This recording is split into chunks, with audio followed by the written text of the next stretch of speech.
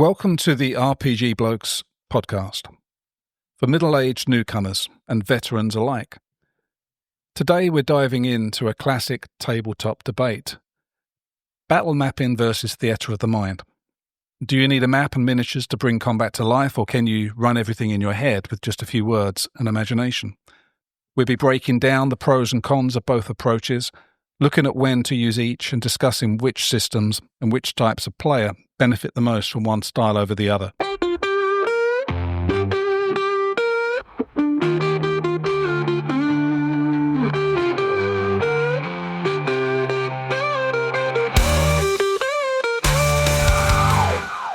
Introducing the RPG Blokes. John likes to read a lot, and for someone like me that struggles to finish a book, it's very intimidating. I've seen him read more books in the last 5 minutes than I've read, well, ever. Somebody take that off him. Stephen once insulted the entire population of Wales by suggesting Hasbro invented the Red Dragon, which is crazy because we all know that was Games Workshop. Yeah, true. We'll fight over that. Barry, who will go to any lengths to achieve a long rest. In D&D, that is the 8-hour period of time you can spend resting that gives you all your powers back. He'll fight tooth and nail for the perfect resting spot, often sacrificing other people's characters along the way. With Barry at your table, be warned, you'll always be dying for a good night's sleep. Oh, wow. Oh, wow. Fantastic. Wasn't very funny. Sorry, can I just quickly circle back to the whole insulting the people of Wales? I seem to recall you saying that Welsh people didn't have feelings. Well, that's done it. It's got me off the hook at least. I don't remember that. Oh, it's in a podcast, pub. Okay. That's why we don't have any Welsh listeners. Or do we? Well, not anymore. Don't insult people who have mastery of longbows. So we're talking about a new player coming to the game. Which style would you think would work better for a new player as a DM? Which do you think would engage that player better? Is it an individual thing, or how would you make a choice? Probably battle mapping if you're right. Because if they're used to playing board games, definitely battle mapping would be better for them. Depends how much they want to use their imagination. I think it's not so true that if you do get miniatures on the board, you kind of lose your imagination, because I think it can just spark it as well. I think using miniatures to a certain degree, you don't have to worry too much about the, if you don't want to, the distances and stuff. You can just use them as just a generalization of where people are. It does help people understand what's happening, because sometimes if people phase out, and if they're not keeping track, then you haven't got a clue what's happening, which is a disadvantage. Obviously. So as a new player, it can be, I think, quite amazing. You might be amazed by the fact that a DM is describing something to everybody, and expecting everybody to have exactly the same idea of what's going on in their head. That's not the way it is. So how does it somehow works, doesn't it? So even though the DM is discussing and describing things that sometimes one player might interpret differently in their mind, or not even hear in the same way in a loud environment, somehow there are very few arguments when playing theatre of the mind. It makes you concentrate a lot more. I think you have to engage a lot more if you're a player. If you're theatre of the mind, you have to really be a lot more on it and following the action a lot more closely. Whereas battleboarding, you can probably go to the toilet and come back and look where the position of the characters are. So it's more challenging for a player. So yeah, I would say so. Yeah, certainly. Yeah, I mean, if they've come from, say, Zombicide, they're going to be used to having it laid out. Zombicide is a brilliant sort of mishmash of board and tactical. It will encourage you to pay attention to what your weapons are capable of range-wise, diameter of bursts in case of grenades, fireballs, whatever it is you're using. Normally, when I'm reffing, I'll go narrative. On Wednesday, I'm playing D&D and I'm going to be reffing it soon. The ref with that does an amazing job, and we use a battle board. It's rolled out. He does a reasonable sketch at the time. We use figures, and yeah, it really works. I can't be bothered. No. If I'm reffing, I'll go with the narrative, but once or twice I've been caught short when I'm running stuff online. And again, I normally go narrative. If it's a printed scenario, occasionally I've put up a map. If it's in the book, I've done a PDF and put that up. but we don't normally bother. I think it depends on types of players and what the situations are. Yeah, you tailor that to the player. Do you think that there's a right way of doing this, or you're not really strong on one way or the other? I don't think you need a battle board for every encounter. If it's a big one, if you've got a big group, especially, if you've got a mix of capabilities, if they're all melee fighters, yeah, you can put a handful of coins or counters down and show. If people have got figures, that's great. That shows attachment, and it gives them that extra bit of immersion. And again, I like them if they're there. But I mean, overall, probably a mix and match. If you're doing online, there's a lot of really good systems, but not everyone's computers can run them. I think I've mentioned this before. Mm-hmm. Mine was an absolute clanker. Everyone else had a great time, and I was still waiting for the first page to load up. So what would you say the advantages of theatre of the mind? You're here to sell me theatre of the mind, and if I am only used to battleboarding, and that's what I'm expecting, the additional challenge of being asked to imagine things in the same way as, and share that joint imaginative space, it could be quite challenging. I think I picked it up better when I started reffing Werewolf, because you're not just doing visual, you're also accounting for things like the sense and the feel of things, emanations, and if you can describe to someone the feel of the ground on their paws, you're not going to get that in a normal game. But you're not going to make those efforts if you are battleboarding the same event, the same encounter. It's less likely, isn't it? So when you're running a battleboard game, you tend to just drop back into board game. Yeah, we are a visual species, but if you can bring in those extra details, other people, the players will pick up on that and respond in kind, I've found. So it will take it up that extra level. If you're aware of something down the corridor, a lava pit, that will have a certain aroma that might carry on the wind, and it will give them that hint or a warning of something ahead. But you're getting those things added to your experience here in a more imaginative way, I think, if you're providing the encounter as a purely imaginative theatre of the mind experience. Barry, we mostly play D&D, and so that's done with battleboarding.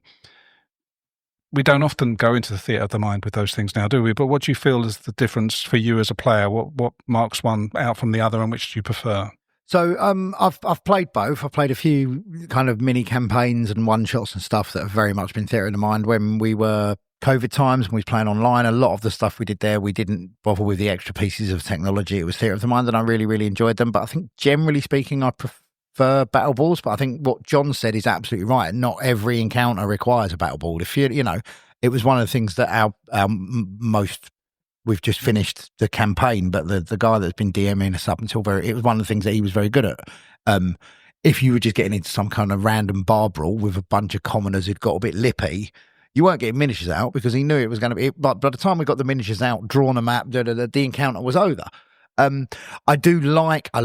love miniatures, and I nearly always buy a miniature for a new character, and we've got a guy at our club, Paint Monkey, who will happily paint that up for you and make it look stunningly beautiful. So you're bringing in another element to it, really. So these are costs. Well, you don't have any cost, do you, when it's purely your imagination? I mean, you're having a miniature, you're having the terrain and other things. Miniatures are a relatively inexpensive cost. I mean, I've generally speaking play like, I don't know, less than a tenner for a miniature. And I'll be using that, if it's a long campaign, I will be using that miniature for 15 months. It's yes, of course it's an expense, and but you can still battleboard without like spending money on me. If you just want a physical representation, we have quite a lot of random miniatures, and it's like, okay, yeah, we haven't got a miniature for whatever this creature is, but here's a little miniature of a rat, that will do. Yeah, I mean, I suppose you can use hybrid of that thing. You can do some theatre of mind with kind of just whatever you've got in front of you, which is a good way of doing things. Or if you want to go full, apply all the rules to your movement and everything, that makes it very much more ball gamey and very rigid, I suppose, what John was saying. I suppose if you more theatre of the mind, or using both. You can have an idea of where you are with your coins or your makeshift figures, and then you can describe a lot of what's happening, not worry too much about people's position, ask them where they want to be, rather than this is where exactly you are, and maybe more sort of like flow with it. But it is more effort, I think, to do that. I think it's interesting because if you're bringing things like ranged attacks and stuff like that into it, like for me, I find that quite hard to reconcile with theatre of the mind, because it's like sometimes you just ignore it. You just say, well, not quite. Don't worry about where do you want to be? Yeah, and then ask them that's where you are. Whereas I like it when once you've got into combat, like every decision that you're making changes the board in some way. It's something that I enjoy, and it's like you said earlier on, like if if someone leaves the room and then comes back and they can just look at it. But sometimes I leave the room to go to the loo. I come back and I think, what the fuck happened there? Like, where'd that come from? Put that there. Exactly. But at least you can work it out. I mean, you can look at the state of the board after maybe your attention's been lost. Yeah. With theatre of the mind, you've got to be there all the time. And also, if you like miniatures don't work with theatre of the mind at all. I don't never played a game where you're playing without battle board and you've got a miniature there in front of you. Yeah, I think you just have it vague and have it all white. But you don't need squares. You just have it there and draw a bit of this. This is a forest. This is you. This is just a vague idea, and it does help. It does help with the theatre of the mind to know roughly where they are. Just help them jog their memory. Like one of the things I love when, and you were really good at this, and Ollie was really good at this, that when you're in combat, even if you're battle boarding, like if someone does really well or really badly, you don't just go, oh, that was a success or a failure. It's like you added like scene details to it. So, your failure was, you would give away that it ended up being comedic, or your success, you might even say to me, I want you to explain how you see that paying out. You'd still give people an opportunity to role play and use theatre of the mind whilst you're battle boarding. Yeah, and I agree, Yeah, I'll just ask you this, Barry. Do you think that battle maps make certain character abilities, which I've already talked about, more useful? I don't know about more useful, but certainly more manageable and more easy to understand. It's like I've talked a lot about the Warlock. I love playing a Warlock. I love that range spell. It's a pew, pew, pew, pew, pew, pew. I will be I'm immediately conscious of range. So it's like, I'm thinking, right, well, my guy needs to get up there or back there or whatever it is in order to be able to use the thing that he's really good at. So you're thinking about your abilities and how they work within the combat far more. Yeah, and I think everyone else who's involved in that combat is, with the exception maybe of a barbarian who's just spinning around with an axe and doing rather well. Thank you very much. Plants himself in one place and never moves. It wouldn't make any difference to him whatsoever whether he was if the mind or battle mapping, whatever it is. He's just there, isn't he? Just hitting things. Again, I love playing a barbarian. Really do. Yeah. And when you're playing a character like that, god damn, do you look forward to the combat? Yeah, but again, with the range, you're not a static fighter. You're not. I mean, they can tank, but they're not a sword and board tank. No, they're a very mobile, agile. Yep. And again, that's one of the reasons that I like miniatures. I like to, and I like to kind of to physically see your progress, especially if the point of the encounter is to advance. And I like seeing that you've started all the way back here and gradually your miniatures have moved nearer and nearer to the thing that you're trying to get to, that these monsters are trying to stop you from getting to. No tactical withdrawal for you. No. Would you say, John, that Theatre of the Mind would give players more freedom?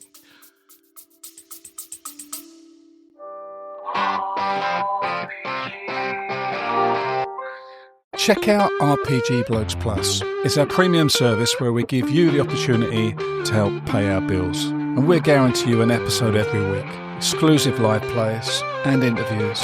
And that's got to be worth £3 of anyone's money. RPG Blokes Plus. Regular episodes for a regular you. I kind of like a mix on that, as long as people know where they are and what's going on. It comes in with things like explosives. Again, I'm going futuristic, not D&D. Or, okay, fireball, the old standby.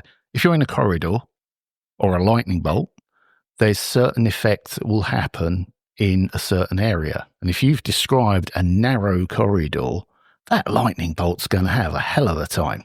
It's less difficult as a DM to get out of it, isn't it? Yeah. Whereas in reality, in a battle map, quite often it's very hard to get that perfect situation where that lightning bolt is going to do exactly that. But in the narrative sense, again, you can bring in your character's abilities with that. So if a smart character or a perceptive character will see the right spot to place something, and that can come from the stuff the film tropes where someone can shoot an arrow at a rope or something like that, which you can do in these games, and snap something to get an effect. Sometimes it'll be a narrative one. Other times it'll block something off or cause something else. The DM is always going to give you something back for a creative action. I would think so, So with theatre of the mind, you're far more likely to be coming up with actions like that. It's not all about the creature's stats and abilities. If you don't factor in something, without being maybe a slave to it, some battleboarding can restrict your options, which is what it's there for, I guess. But none of us dislike board games. Quite clearly, if you're doing battle mapping, it feels more like a board game than a role-playing game. You know, if you want to be purist about it, playing in a purist sense, then would you say that too? I mean, do you think something is lost on the narrative and imaginative? If you can play it to the letter of the law and apply all the laws to what you're doing. In like a D&D game, if you use all the rules of range and movement and everything, it can become very rigid.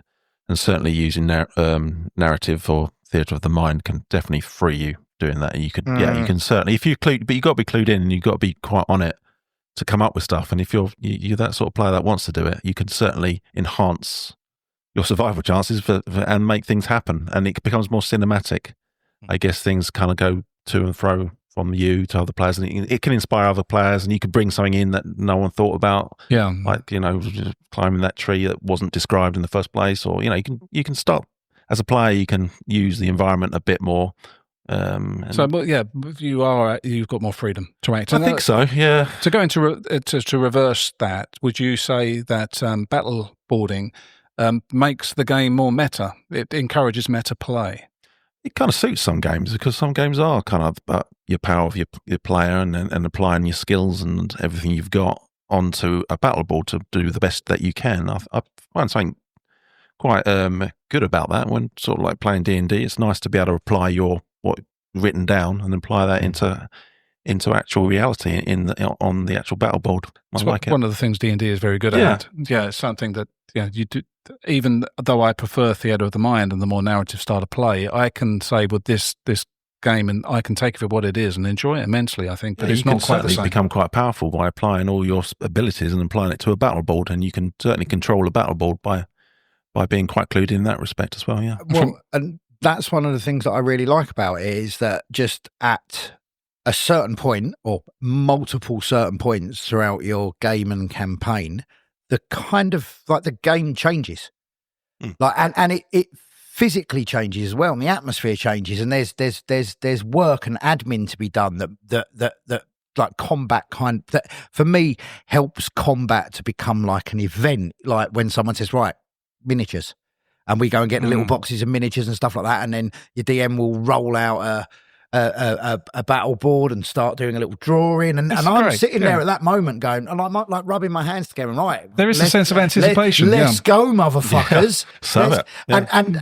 But it changes. It, like you said as well, that like you cannot be, especially if you're a new player. It's the time where you have equal billing to every other player, and your levels of imagination and commitment to role play don't negatively affect that. I think that's a really important thing about battleboard, because the DM will literally go, "It's your turn," and you have to. But as a new player, it's less intimidating. Yeah, for sure. I think it separates the game out a bit, doesn't it? Between it delineates between combat and actual role play. It makes two different styles of game, which people will like. And you can still role play within that. I mean, I absolutely love playing a swashbuckler rogue, and like some of the stuff that you can do in combat is very role. Or it's like the I can't remember what it's called. You can insult someone so much they are so enraged with you that they have disadvantage when they attack anyone else but you. Taunt, something like that. Love it. Absolutely taking that to a new level with that ability. But that brings an element of role play into the combat side of things. And, I quite like the corny quip, in the middle of combat. It's the one-liner. Absolutely. Yeah. And if I was reffing someone like that, if you can actually come up with something, I'll probably give you advantage on that roll or something, rather than just let the dice do the work. Mine are really corny, but if I run someone through with a rapier, I will turn to like another character and go, you got the point. Yeah. Like, do you know what I mean? It's like any Arnold Schwarzenegger film. Absolutely. There you go. Stick around. But again, and this is another thing, I'm going to talk about this, when you get amazing rolls, a good DM, like I use a phrase, like, especially if you're rolling to avoid something, I'll be like, Matrix that shit. Yeah, because it's that scene in the Matrix where Keanu Reeves is impossibly moving, and it's like, stuff like that. Again, you can role play that stuff during battleboarding. You still find that that's possible. The DM has to really be on board with that, rather than this is your turn, this is your 2 minutes, move on. I'll say as well, I've said to DMs, listen, can I have a bonus action? It might not even be my turn. And they'll go, what is it? And I go, I've thought of something really insulting to say. And of course you can. Like a good DM will let that happen. Yeah. So which one is faster, would you say? If not that being fast is important, but maybe it is sometimes with the bigger groups and you're waiting for your turn, and there's a pretty significant difference sometimes, isn't it, between the two? I don't think that's got a thing in. Yeah. I mean, set up for a battleboard, that's a different thing. But for playing it, you still got to go through people's initiatives, don't you? And ask each other what you're doing. I don't think that really changes. And they've got to roll the dice and they've got to have an outcome. I suppose it might speed it up in that players can already see where they are. And that was exactly what I was about to say. I think people reach their decisions a bit quicker when you have the visual stimuli. I think, everyone knows exactly where they are. Everyone knows exactly what their movement is. Do you know what I mean? I think if you've got the battle board out. I think it's faster battle board. And sometimes when I'm DMing Theatre of the Mind, I can get caught up on a character and suddenly realise that there's 6 seconds that they're meant to be spending in the combat round because they're not actually in combat. Oh, they're trying to. It's taken up a lot of time. Stuff. Yeah. Right, and you're thinking, well, actually, you're probably 2 minutes ahead here, which means this fight's finished. But that doesn't make sense. But you don't get that so much, I think, with battleboarding. I think it becomes a little bit more. You can see the meta side of it, and everyone has their turn. For me, I think it does work a bit faster, but then set up against the time it takes to set up the battleboard and get it off and running. I suppose ultimately it depends on the groups. Some will prefer it, some won't. And I say this a lot, and you guys will have more knowledge of this, but I'm assuming that systems lend themselves one way or the other as well. For speed and stuff. To each method. D&D, I think it's a battleboarding. It's a battleboarding. Agreed. Best of. So you'd prefer to play a D&D combat with battle mapping? Because D&D combats can be quite complicated as well, and I think that's one thing between Theatre of the Mind over battle mapping is that as a GM, you can kind of lose track of where your monsters are and how many hit points they've got. So with the battle mapping and D&D, if you've got quite a large battle, it's a lot easier to just keep track of everything. Other games Always has been. Other games try and be that, but the system isn't good enough really to work. I don't think, like Warhammer, for instance, the role-playing, it does have a way of battleboarding, but we've never done it, and it's clunky and it doesn't make a lot of sense. You just drift straight into Theatre of the Mind. It just comes out with when the stuff first came out, everything was 5 or 10 foot squares. So you'd have the map might be written, the curves and things, but on the overlay you would have your grid.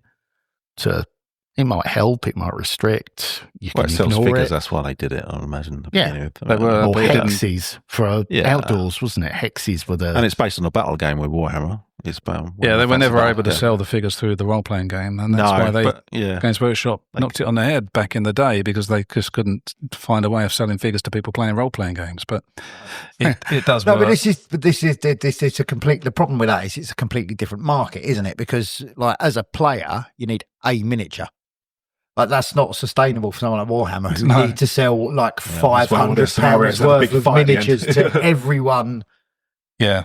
I generally speaking get a miniature for every character that I have, but I'll get our resident paint monkey to paint them, and he always does an amazing job, and I'm always incredibly grateful. But when that character's done, I just put it in our communal. I don't actually have a paint monkey. I just want to make that clear. Sweet. Someone's called paint monkey. That's I just imagine his monkey. That monkey could play better than me. That is literally his Discord handle. I know, yeah. Just got a picture coming up. Well, no, but every now and then I'll see a name, because obviously one of the cool things, okay, this is off piste, but I'm going to go for it. One of the really cool things about role-playing games is that you get like to pick a name for yourself. Do you know what I mean? That's quite, and you know, one of the things I really like about our Discord group is I've known people quite a while, and it's still been months before I've worked out who the hell they are on Discord, because everyone's names bear no relation to their own names, or even I guess that's the purpose sometimes. Yeah. Does theatre of the mind lead to more arguments? I suppose it could. In my experience, it hasn't, but I've got a really good group. So most of the time, narrative, and it's worked wonderfully well so Everybody's far. patient with misunderstandings, and you know, if you're willing to accept that they didn't read that situation in quite the way that you described it, you would allow that. A couple of occasions I've said the wrong thing, and I've backtracked. I've told them, look, sorry guys, I messed up. We'll go back. It's never more than, you know, one or two actions or something, so it's not hugely problematic. But again, it's that interaction. There's a certain level of trust. Let's say there's a part of me that feels quite, I don't know, geeky or sad if I'm worrying about range. I just hate worrying about range. Well, that's where the arguments do come in. All of this to do with range, which battleboarding does completely eradicate. Oh, does it? Because you are where you are. Yeah, I suppose as much as it pains me to admit it, Stephen is 100% right. That is one of the range. I wasn't there. Well, I thought you were, but I thought I was further back. Yeah. I thought someone else was in between. But you're still worrying about fucking range, aren't you? I mean, it is. that's it. Yeah, range is such range a thing. is king. No, because you're not worrying about it. You're like it's black and white. Yeah, on battleboard, you cannot argue with it. Your figure's where it is. What is the range on that item? 60, 5, 10. Or is someone between me and him? Yes. That's another argument. I thought someone was between me and him. I didn't know he could just have a run at me. But I don't want it to be black and white, because that means people get the ump when, you know, you think. But it's disagreements are what we remember, isn't it? People that rely upon black and white ranges, when they play Theatre of the Mind, they just don't get it. They can't factor in. You say, well, range ain't that important. No, you tell me where you are, I'll tell you whether you can hit it. And, you know, they're saying, well, I would have been able to do it. My range is this. It's like, how can, you don't know where you're standing. This is Theatre of the Mind. Therein lies the argument. How do you deal with a gradient? Say it goes, say short range for whatever thing is 0 to or 5 to 30. And then it's long range 31 and above, obviously. Does it suddenly stop at that 30, or do you allow a bit of wiggle room? A lot of games that do more free flow, they like you either short range or you're kind of a little bit further at medium and long. Yeah. They're just three different ranges, which are kind of whatever. They do zones. Yeah, zones. So they're zones, aren't they? And So are you a there or a are bit you of there? movement or something Yeah, like that. I don't mind applying that to more complicated games, saying, are you really close? Which means you can get tapped, but you get a bonus. So that's a bugbear of mine, I think. I don't like it when I'm DMing Theatre of the Mind and people keep on wanting to remind me of range. And I just think, narrate your range for me, please. I'm just not interested in these meta things that now no longer to hit it, apply. but not get hit. Okay. Yeah. Oh, thank you. Now, it can change a lot of stuff. Don't get me wrong. If you are theatre of the minding, then yes, I would embrace that, and I would, narrate my range, and I would make my case, and it would either be rejected or accepted by the DM. I'm not. But it is a defence mechanism, like you're saying. They're trying to use it in order to give them an advantage. Well, and sometimes, I'm saying, but sometimes it is a misunderstanding. You generally thought they were safe there. Generally, and then they're not, is a surprise sometimes, Okay, so you have to forewarn them. And also, just while we're on the subject as well, some battle boards are fucking beautiful. Like, I know, I'm not casting dispersions on my DM's artistic abilities, but there are times when it's like, a bit.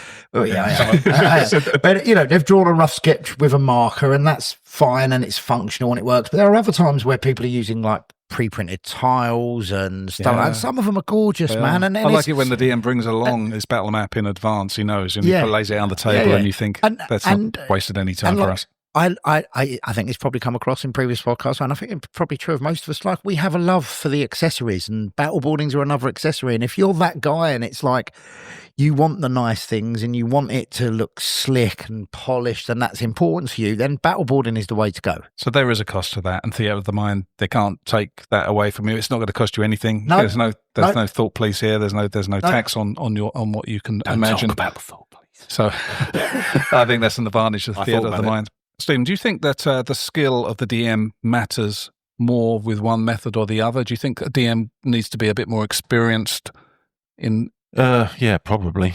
Theatre of the Mind, I suppose. You've got to be more clued in about your scenario, I suppose, and what possibilities there would be, or what the players could throw at you. I think experience would help.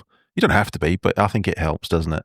Because if you've done it before, you've been there, you've experienced what people could potentially ask you in that situation, you'd know how to handle it a lot easier if you've done it before. Yeah. So as a DM, do you think prep time differs between the two, or are they comparable? No, I suppose you probably need more prep time for a battle board, I suppose, because you need to get the right figures, the amount of figures you need, and you need to draw the map, whereas prep time for a Theatre of Mind is pretty zero, isn't it? You pretty much respond into, well, you've got to read the scenario, but it's no extra. But there is no extra. Yeah, I think what you find, if you're going to allow the players to really Theatre of Mind, unless you've told them how to do and what to act and what to do exactly in that situation, they're going to throw things at you may not expect. So there's a pro and a con there. Like I said before, I haven't got a job that engages me mentally, so I'm going over a lot of games. You can prep it, but it largely depends on how well you know your characters. So your players, their characters, roughly what they're going to do. Yeah, and then you can sort of go over stuff. Yeah, maybe if you know your players that well. I don't think I've ever prep time. But if it's a random group that you're turning up to, I don't think you need to prep up for Theatre of the Mind combat. I think you got an idea who's in it and what's happening, but then what happens within it is the idea of the Theatre of the Mind that anything could happen in it. Well, it's not just the combat; it's the interactions. Yeah, so it is more effort, I suppose, in that respect. But so physically, we would say that battle mapping. Do you think it would make a combat more tactical or complicated? In respect, people tend to. Well, my experience with Theatre of the Mind, they can be quite tactical as well, and in fact equally so. So I don't know there's much difference considering the completely different approach to presenting that encounter. I don't think it affects tactics too much. What do you think, Barry? As a player, you've played board games as well, and then transferred those skills across. I mean, I feel like for me personally, I'm more likely to have an understanding of what's going on and play tactically better with battle boards, but I'm not arrogant enough to say that is the same for everyone. I just whenever I play, I've enjoyed the occasions that we played Theatre of the Mind, but I do feel like for me it's just not as neat and tidy. And I think one of the worst things that you can have at a table is feeling like the DM has made an unjust decision, and I think that's significantly less likely if you're battleboarding. I'm not suggesting it. I'm very fortunate. All of our DMs are great. I'm not, so maybe not but you're right. It is very much less likely. And if those things are likely to happen, it perhaps, if you don't trust your DM or your DM isn't quite as hot on those things as you would like, you're going to get a better fair treatment on that. No one, it's not open to interpretation, is it? Everyone's looking at the board and everyone's seeing what's happening. Everyone, suddenly it becomes more or less a complete information game. Every player can look at that board and have exactly the same information as each other. Battleboarding for me, generally speaking, wouldn't rule out Theatre of the Mind. And like I say, the times I've played it, I've enjoyed it. I like the accessories as well. That's a big part of it. Yeah. And I like the change of pace. I like the fact that it just changes like in a heartbeat as well. Like your expectations and anticipation and all that while you're setting up a battle board is really good fun. I think it depends on what game you're playing as well and how many players you've got. I mean, if you're playing a more narrative game, then it does suit for Theatre of the Mind, and also less players, so you have to keep track of less. You've got 8 players playing, and you've got to keep track of everyone's actions and who they're fighting. Is better under those. Yeah, I would thought so. Again, depends on the game, but you tend to play the more narrative games with less players. Or I seems to be the way. Yeah. One of the questions that often gets asked when you're in combat is, well, I'm attacking, and so I'm attacking one of the whatever the monster is, and the DM will say which one. And in theory, in mind, I'm like, I don't know. That's a really good question. All of a sudden, that's a really good question. That's not just a clarifying question. Whereas with a battle board, I'm like, that fucking one. Perhaps in theatre of the mind, it doesn't actually matter. And I suppose you're losing something there. Sometimes you don't want to complicate it by saying, there's a group of 4 here. Which one are you going for? But you have to, do you? Yeah, but that's a really important part of combat, deciding which order you're going to pick enemies off in. I want to hit the wounded one. Or the one that's not wounded. You know, for completely different reasons. John, how do you handle that? You're absolutely bang on. I just sort of realised that if I'm reffing that, I've got it visualised. So I can see it, I know where they are, and it's down to me, because I've chosen to do theatre of mind. It's down to me to narrate that. And the way that helps is one little detail on each of the opponents. No, that so makes it could sense. be, the traditional scarred face or a torn armour. So a little thing that will help place it for them. But more often than not, it is the most injured or the least injured. Sometimes that will come down to perception or something like that. But you bang on. So I suppose going back to survival tips as a player, be the most medium injured. That's bang on. Or the one with the most hit points. That's true. Yeah, the DM won't pick you out. I'm taking the step into reffing 5th edition soon, and I think if my players are expecting either nice little hand-drawn maps or minis or anything, they're going to be woefully disappointed. Well, they're there if you need them. Yeah. Well, no, we're playing, aren't we, at the moment? We're playing Dolmenwood, and the resources for Dolmenwood are beautiful, man. And that, again, when I talk about the accessories, they don't have to be high cost. I understand what you're saying, that you can do this virtually cost-free, and that's amazing. But I like a pretty resource. I like the maps on Dolmenwood are magnificent. Like they could be framed and put up as works of art in their own right. Yeah, fantastic. Well, we've had some really good ones with not Decker. What was it called? Blade Runner. Yeah, there's some nice accessories. Some of that stuff was fantastic. The pictures drew you in, and it was actually important. The details we was picking up. It's nicely done. It's not just scenery. No, it was good. And so against everything that I've said, when they're really good, they're fucking amazing. Phys reps help sometimes, don't they? Yeah. Some representations, And that's, we've spoken about it over the course of this podcast, but they're very, very clearly better. There's some systems suit one way or the other. And you have to be mindful of that. I think, like you say, smaller groups, more narrative games. Why not less rules that are in the game as well? Makes it a bit easier. Yeah. Why not keep the combat narratively as well? And it is very dependent, I think, on the type of game you're playing, but also on the players you've got and what they might prefer. There's no right way, right? Okay, we're not going to say there's no wrong way. There's no right way. Would you agree with that? Even if the game seems to suit that particular style, you can still do it the other way. Yeah, it depends on your players, like you said. If there is a wrong way, if your players don't like it, that's the wrong way, isn't it? I suppose you've got to figure out what's best for them. And like we said, it's worth pointing out, like, you don't have to do it the same way within the same campaign. You can choose to reconcile some combats one way and some combats the other way, and that's a perfectly reasonable way to play it. In fact, that's a perfectly sensible way to approach that. Yeah. So I'm going to finish the podcast off by asking you individually which one you prefer and the reasons why. So I'll start, and Barry, I'm going to start with you, but you've already really eloquently said you can go again with it because... I generally speaking, I prefer battle boarding, but it would not in any way, shape or form prevent me from enjoying a theatre of the mind game.